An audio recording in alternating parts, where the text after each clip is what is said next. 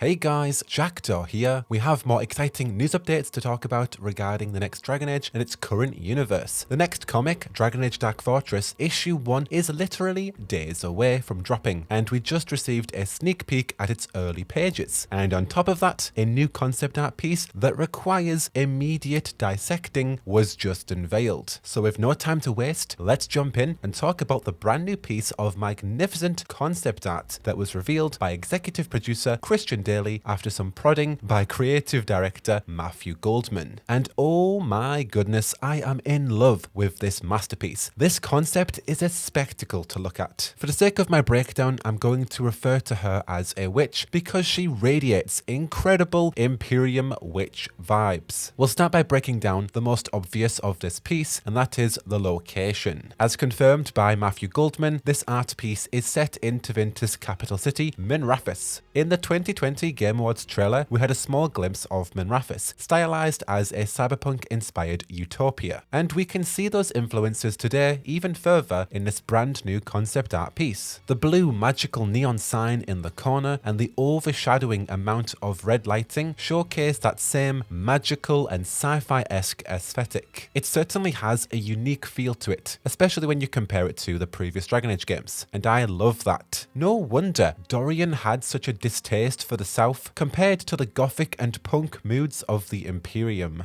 In Dragon Age, we associate the colour red with either blood magic or red lyrium, and with this art piece set in Tevinter, the case for both could certainly be plausible. Even further, the lighting is showcasing the tone of Tevinter. As we know, thanks to Dorian in Tevinter Nights, Minrathous is a city that never sleeps. No wonder there's lanterns, lighting, and neon colour everywhere, while all the terrifying mages and ominous death cults with their absurd magics loom in the city's shadows. Moving on, we can see the same floating circular building that was also shown in the 2020 Game Awards trailer. I personally believe this structure is either Minrathous' Circle of Magi or the Archon's Palace. Minrathous' Circle of Magi is the second oldest building in the Imperium. It was originally the Temple of Razakael. However, it's been repurposed as the Circle of Magi. The Circle Tower houses the largest library of arcane knowledge, known as the Arcanist Hall, and the tower is also used as a venue for the Magisterium. The Archon's Palace, however, is more of a mystery, and was only recently described in Tevinter Nights. It is said to fill Minrathous' skyline, visible from pretty much anywhere in the city. While that description is pretty small, it certainly does fit the description of this structure. But honestly, this floating building could be either, or perhaps even something else entirely different. This is just some good old tinfoil after all. Now, our witch figure is surrounded in a rainy alleyway with urns and rubble on the ground. The background is made up of very tall buildings clearly styled with Tevinter architecture. There's a very cutthroat look to the environment and what it says about our witch figure. Speaking of which, let's dissect her. Now, I'll discuss her identity and potential affiliation later on. However, breaking down her appearance, her hat looks incredible. Dare I say, majestic. We've never truly had a proper witch hat in Dragon Age, and my gosh, doesn't it just look amazing to finally see one in concept art for the next game? The hat itself is dark grey with gold trimmings across it. The witch figure has her auburn brown hair put up in a braided bun. She looks fearless with her pointed glare and stern expression. She could potentially have red eyes, perhaps relating to ingesting red lyrium, or the lighting from the walls could just be reflecting her actual eye colour. Her jagged and pointed cloak is very pristine and sharp.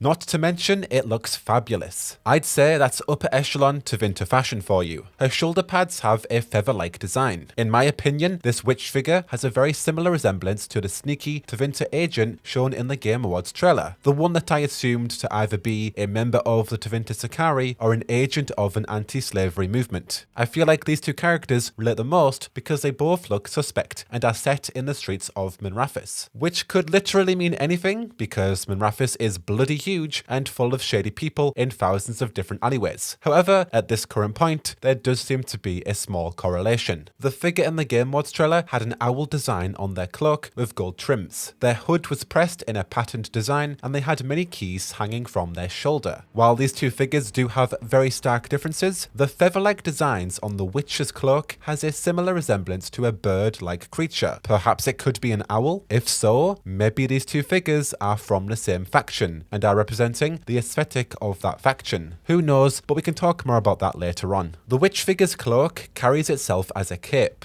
Her robes are very tight, covering everything up to her neck. She has a soft red-robed design that's interwoven through her belt. Below her cloak, she has vials and pouches strapped onto her waist. But what for? Could there be potential storage for ingesting red lyrium? Is she storing blood to later use blood magic? Or is she collecting harmful herbs for skullduggery? And we need to talk about that staff. First of all, she's holding it like she's about to shank someone with the pointy end. Is this indicative of using staves as a melee approach, or a hybrid mage/rogue class build, or is she just an absolute badass? The staff's design looks like a serpentine dragon. The way it wraps around the body of the staff is like a snake, but the head is almost draconic. Tevinter's heraldry displays both a dragon and a snake. Perhaps this staff is a hybrid of the two. Even more than that, the staff has this magical effect over the hilt, almost as if the draconic snake is a spell that she's casting, if that makes any sense. In any regard, she looks very menacing, and I certainly wouldn't want to oppose her in one of Tevinter's streets. With that said, who could she be? Well, even though this is concept art and could represent an overall mood, or a faction, or just Tevinter's aesthetic, can we pin this character down to an identity in Thedas? I mean, I don't think there's any harm in trying to, right? This one is very much on the nose, but considering she stood in an alleyway of Minrathous and we have the Tevinter Night story, The Streets of Minrathous, could this figure be Niamh Gallis? As we know, Niamh Gallis is a human private investigator, she is a mage, and has a single dwarven crafted prosthetic leg. Our witch is most certainly a mage. However, her legs are completely covered, so there's no real way to tell at the moment if she has a dwarven leg. Even so, this could easily be Niamh. We also have Vadis from Tevinter Nights. She's a former Tevinter altars turned thief who grew up in Minrathous. However, she recently left the city for reasons I won't spoil. Regardless, this could be her. But honestly, I don't think it is, just because of Half Upfront's ending, but I would love to be wrong though. Now, Niamh and Vadis are very specific possibilities of this character. However, I think we should take a step back from those two and be broader, because in fairness, this is concept art. So, could this figure potentially represent a Tevinter faction?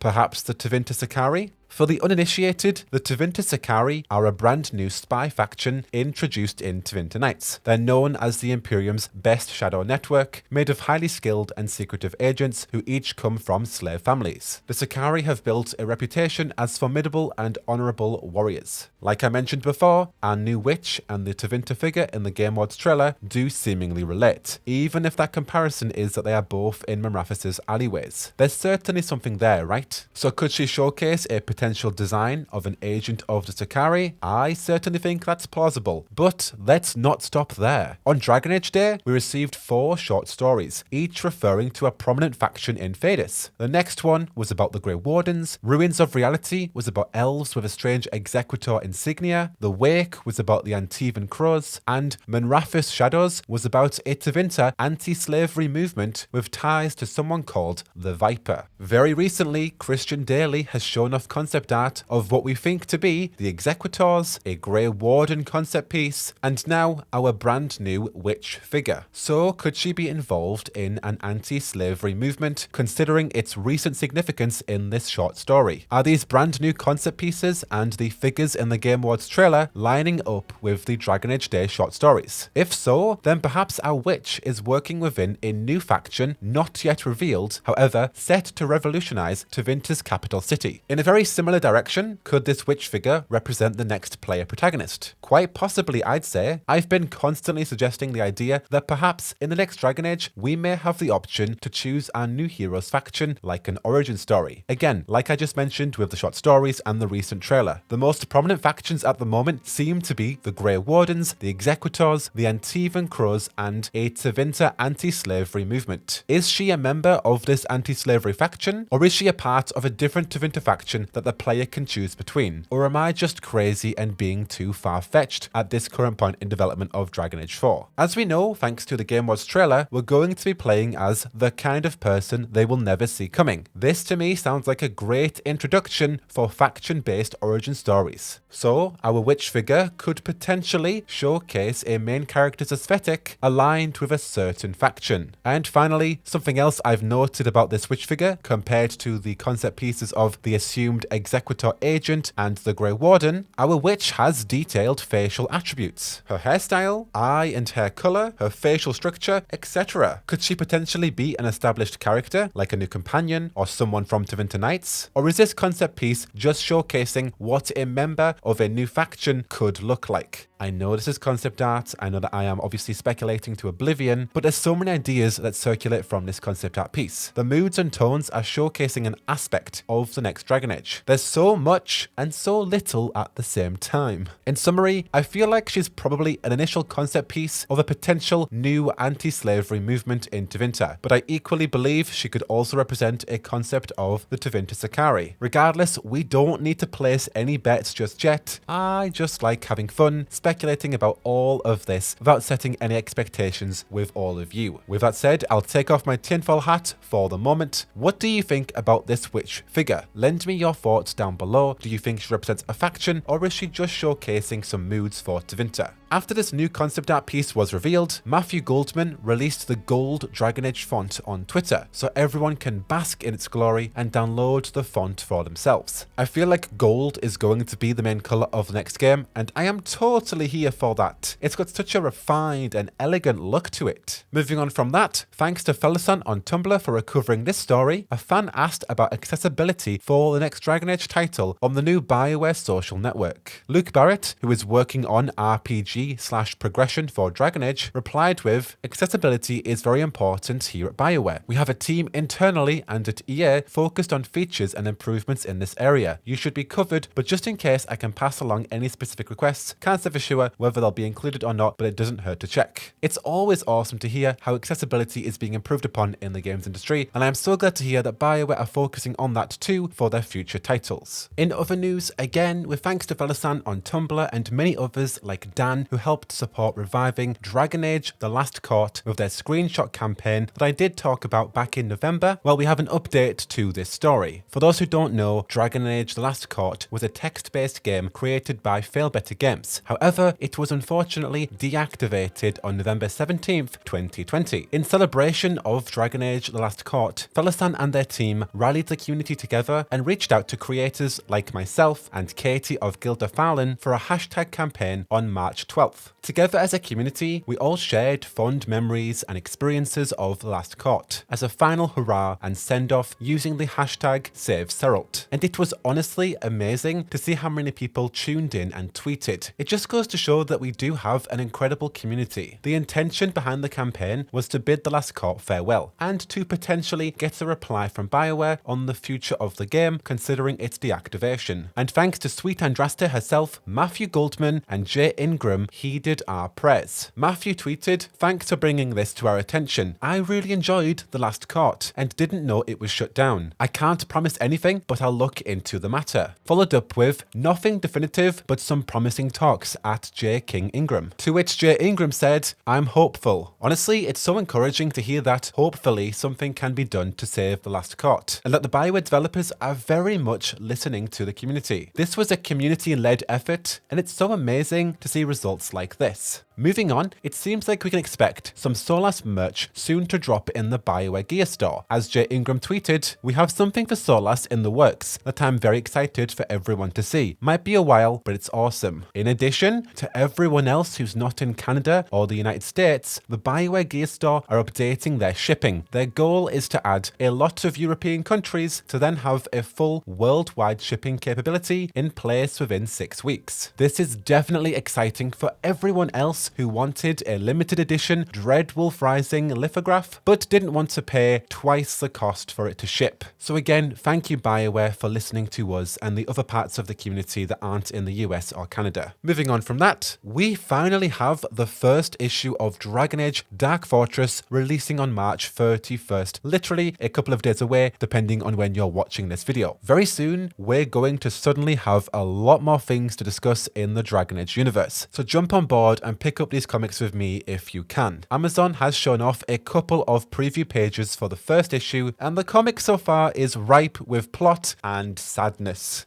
I cannot wait for these issues to drop. As a reminder, issue 1 arrives in a couple of days on March 31st. Issue 2 releases April 28th, and the final issue is May 26th. I will of course be talking about these comics on my channel. However, this time around, I'm going to try and shake things up. Instead of just breaking these down verbatim, I want to do something more inspired content-wise. But with that said, you're already in the right place for all your Dragon Age needs. Let me know all your thoughts down below on the Minrathous concept art and the early pages of Dragon Age Dark Fortress. Also, if you would like to support me and get a few perks here on YouTube or on Patreon, like some emotes, access to early scripts, or an invite into my very friendly Dragon Age Discord server, consider joining one of my appropriate tiers today on my channel memberships page. I would greatly appreciate that. But until the next one, I've been Jackdaw, and I should go. Whoa, whoa, whoa, whoa.